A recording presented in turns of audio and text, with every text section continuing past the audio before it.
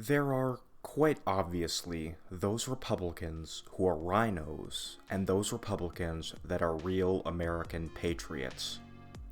While it was quite clear from the outset to me, and likely many of you, which of those two groups the first three politicians covered in this series belong to, there are many congressmen who are very much in the gray area.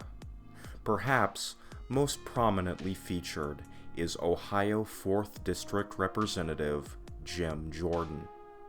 In 2018, Jordan, as the chair of the conservative House Freedom Caucus, lost a leadership vote to current Minority Leader Kevin McCarthy, making him one of the most prominent Republicans in the country.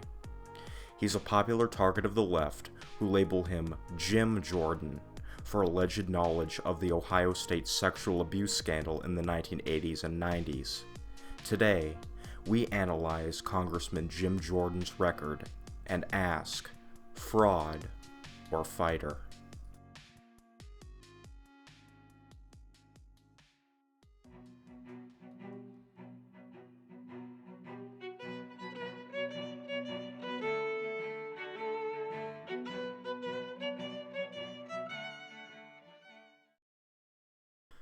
First of all, the Ohio GOP is meh at best. Their congressional delegation is filled with people like impeachment Republican Anthony Gonzalez, neoconservative warmonger Mike Turner, 1/6 Commission supporter David Joyce, and Rhino Senator Rob Portman, who we will thankfully be rid of soon. Governor Mike DeWine is a mask-supporting lockdown lunatic, and the bench for future statewide offices is terrible, with only J.D. Vance managing to stand out in the crowded Senate primary, highlighted by The Undertaker and John Cena over here. And Matt Dolan, whose family was responsible for the Cleveland Guardians name change. Point is, for a state that swung 11 points to Trump in 2016 and proceeded to vote almost exactly the same way in 2020, the GOP there is unfortunately very cringe. In June of 2021, out of 49 House Republicans, 2 Ohio representatives voted to repeal the authorization of military force against Iraq: Warren Davidson and Jim Jordan. The year before, this duo voted against the National Defense Authorization Act, which would have prevented the president from withdrawing soldiers from Afghanistan without congressional approval. Again, the only 2 Ohio representatives to do so. Jordan voted against the further Consolidated Appropriations Act of 2020, authoring DHS to nearly double the available H-2B visas for the 2020 fiscal year. 8 out of 12 Ohio Republicans co-sponsored this bill. Jordan was also among 60 Republicans to oppose condemning Trump's action of withdrawing forces from Syria in 2019. Again, only Davidson and Jordan voted for this. In regards to immigration, Jordan's voting record over his 15-year career is 99%, indicating a nearly perfect record on the issues. His only mark is a lack of a grade on taking action to reduce citizenship opportunities for anchor babies. This is, I feel, unnecessarily harsh, and that this is a perfect immigration record. Jordan has consistently taken the right stances on immigration, including when he voted against the Consolidated Appropriations Act, not to be confused with the legislation discussed earlier. This prohibited ICE from cooperating with the Department of Health and Human Services to detain and remove illegal alien sponsors of unaccompanied children. In addition, Jordan has always been a fierce defender of traditional marriage, co-sponsoring a resolution in 2015 that would have amended the Constitution to ban same-sex marriage and also condemn the ruling of Obergefell v. Hodges. Jordan can be credited as one of the original 8 members of the Freedom Caucus, with other founding members including current Florida Governor Ron DeSantis, former Idaho Congressman Raul Labrador, Mark Meadows, and former Office of Management and Budget Director Mick Mulvaney. The Freedom Caucus is the extremely conservative wing of the Republican House delegation, currently led by excellent Pennsylvania Representative Scott Perry. This organization, after Jim Jordan took over as chair, with just a few members, is credited with forcing the resignation of then House Speaker John Boehner. Put simply, Jim Jordan's record is good for as far back as it goes. However, that's not to say there aren't concerns with the man. Massive ones, actually, particularly concerning one issue, that is, our war with big tech.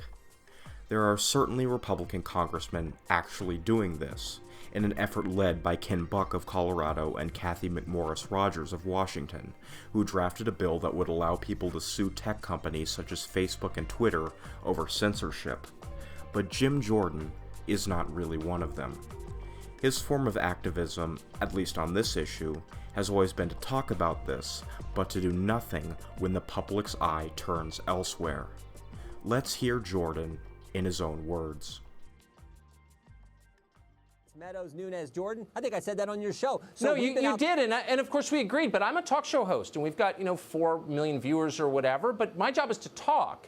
Lawmakers are tasked with running the country and passing our laws, by definition. Right. And these companies operate with a special carve-out provided them by Congress, and Congress has never done anything to rein them in. And so we've got, 96 days till the election. Are there going to be any consequences until then? Well, no, you just mentioned the most important thing. In 96 days, 97 days, whatever that number is, it's important we reelect Donald Trump and take back the House. Because do you think Joe Biden, Kamala Harris, and Jerry Nadler are going to fix this? Do you think they're actually going to stop big tech from attacking conservatives and censoring conservatives? No, they're not. I don't think so. So that's why the most important, Republicans aren't in control. We're working on the Senate, working with the Senate on this 230 issue. We're looking at every remedy we can because there has to be a remedy for what they're doing to conservatives. Okay, but the most important thing is to take back the House and make sure Donald Trump is reelected. Okay, Donald Trump's in the right position. It seems very difficult for any candidate or party to win anything if all the information about the race is controlled by people who are working for the other side, which is where we are now. So without whining about why nothing has been done so far, let me ask you. Jim Sensenbrenner's taken money from Google. Google is your second biggest campaign contributor in the last cycle. Why do you think they would give you money? And why would you take it? If they want to exercise their First Amendment liberties and give me money, I raised $3 million last quarter. If Google gives me a few $1,000 check, God bless them. That doesn't change who I am. You saw that today in the committee. I went after him for the very issue you just raised, Tucker. In 2016, Google tried to tailor their features to help Clinton in key states. That's directly from the email, the head of their multicultural marketing section. Oh, I get it. I mean, again, I'm a talk show host. We talk about this stuff all the time, but where's the part where we say we're yanking your liability exemption, the one that we don't have at Fox News, but they somehow have, where they can't be sued for garbage on their site? And so, where's the effort to do that? I'm frustrated. I think a lot of our viewers are frustrated. I'd just like to know, when's that going to happen? We're working on it right now with folks in the Senate. Josh Hawley is working on that. Our staff is working with Senate staff on that issue. What's the best way to structure that language? We're looking at that. We're also what the Justice Department is doing. Bill Barr is looking at this issue as well. So that's the rim. Now, we may have to write some other law. There are 3 possible remedies here. All I know is there is a big problem, and there has to be a remedy. We're looking at which is the best course of action to take. But none of it happens, Tucker. None of it happens if Jerry Nadler is still in charge of the Judiciary Committee. Despite Jordan's claims at this time that he was working on a solution with Josh Hawley and Bill Barr and his staff and all of these people, nothing has been done in the 2 years since this clip first aired on television.